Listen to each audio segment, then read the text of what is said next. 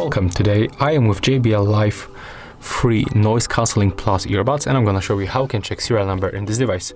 So just take a look. When you open the case and remove both earbuds, you will find the serial number inside. Of course, I'm gonna zoom in to show you how it looks.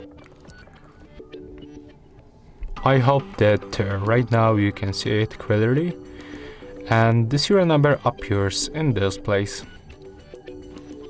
You can also find it when you just take a look on the box.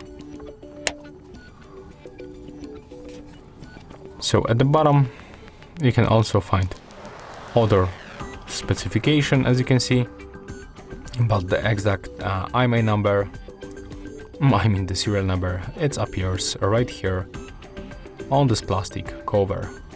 So yeah, that's all, and if you find this video helpful, remember to leave a like, comment and subscribe.